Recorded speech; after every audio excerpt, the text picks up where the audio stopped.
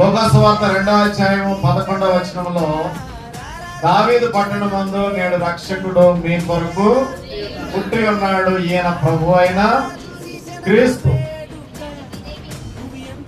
ప్రభు అయిన క్రీస్తు అక్కడ లోకాసువార్తలో ప్రభు అయిన క్రీస్తు అందరికీ బహుమానంగా ఇవ్వబడ్డాడు. హల్లెలూయా.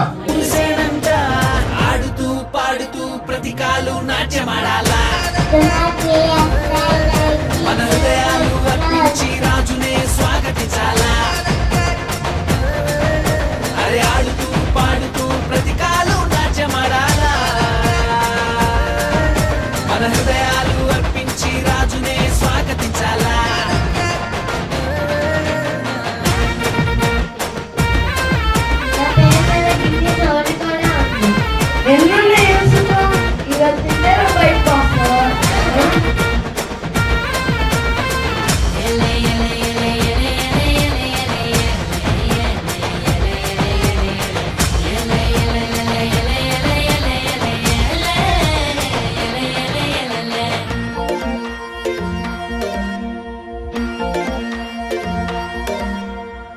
మందను కాచుకునే గొల్లల కంట ఆనాడు ఆ దూత కనబడనంట.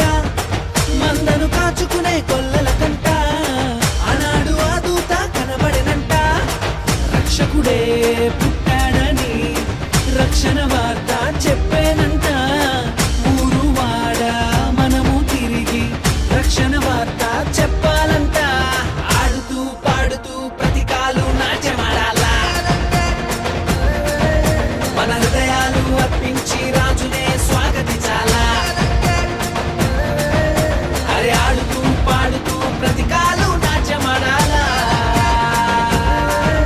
మన హృదయాలు అర్పించి రాజునే స్వాగతించాలా.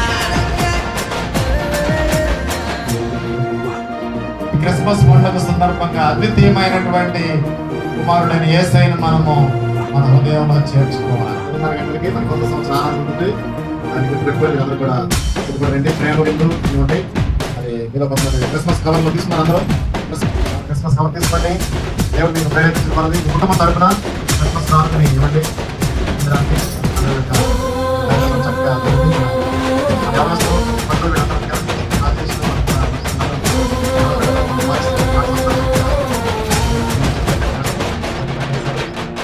జ్ఞానులు తారను కనుగొనిరంట, వాళ్ళని చూడమైన మైదీరంట. జ్ఞానులు తారను కనుగొనిరంట, వాళ్ళని చూడమైన మైదీరంట. యూదుల రాజు ఇతడే అని కనుగొని సాగిల పడి పూజించిరంట. బంగారము సాంబ్రాణి గోళమర్పించి ఆనందగానాలు చేసిరంట.